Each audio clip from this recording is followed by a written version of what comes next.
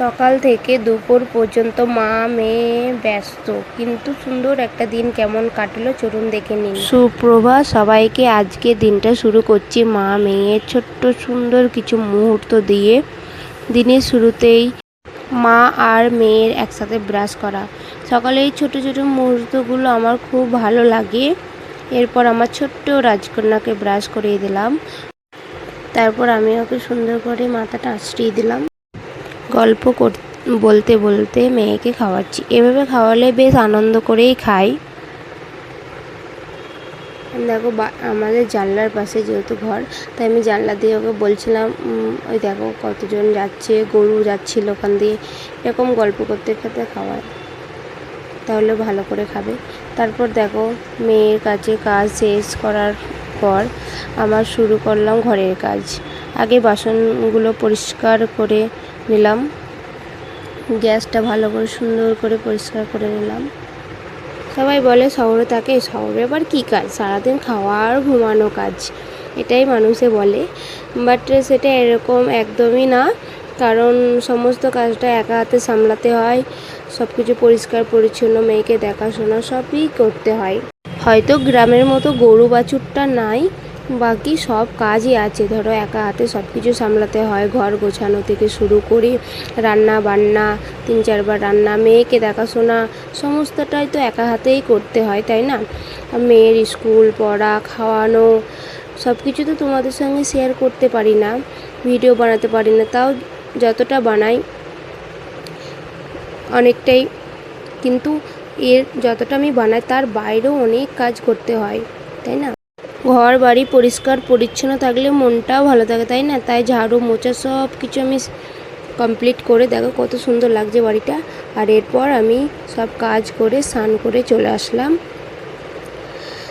স্নান করে দেখো আমি জামা কাপড়গুলো এখানে মেলছি, কারণ ছাদে যা স্নান সেরে এসে দেখি আমার ছোট্ট মেয়ে নিজেই পুজো করতে ব্যস্ত। এই দৃশ্য দেখে সত্যি খুবই ভালো লাগলো, কারণ ওকে আমি আগে স্নান করিয়ে দিয়েছি, তারপর আমি স্নান করতে লেগেছি, ও পুজো করতে লেগেছে। এরপর ওকে সুন্দর করে ক্রিম মাখিয়ে দিলাম ওকে, তারপরে ওর জন্য একটু দুধ জাল দিয়ে নিলাম, স্নান টান করে ওকে খাওয়াবো। আর আমাদের দেখো জানলাটা একদম রাস্তা ধারে, কত সুন্দর তাই না? সবাইকে দেখাও যায়, মনটা ভালো লাগে, দেখে কাজও করতে সারাদিন আমার মেয়েরও ভালো লাগে।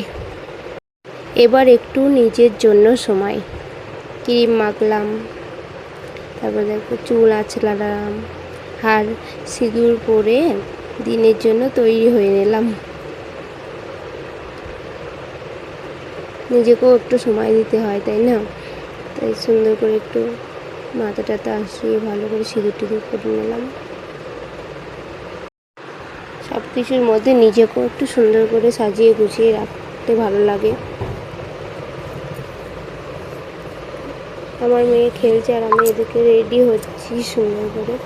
কি করব বলো, মাথাটা তো আঁচড়াতেই হবে, সিঁদুর পরতে হবে, টিপ পরতে হবে, সবই তো করতে হবে, তাই না? তাহলে সুন্দর লাগবে। তারপরে মেয়েকে দুধ খাইয়ে দিলাম, কারণ অনেকক্ষণ স্নান করে এসেছিলো, তো স্নান করে এসে দুধ দিয়ে দিলাম। তারপরে আমিও একটু কিছু খেয়ে নিলাম, স্নান টান করে এসে খিদে লাগে, তাই না? এরপর বাড়ির প্রয়োজনীয় কাজের মধ্যে জলও ভরে রাখলাম, কারণ জল তো লাগবে, তাই না? আর এখানে হচ্ছে জলটা টাইম আসে ভরতে হয়, তার জন্য দেখো। আর এখানটাতে না গাড়িটা দাঁড় করানোর একটু অসুবিধা হচ্ছিলো জল ভরতে।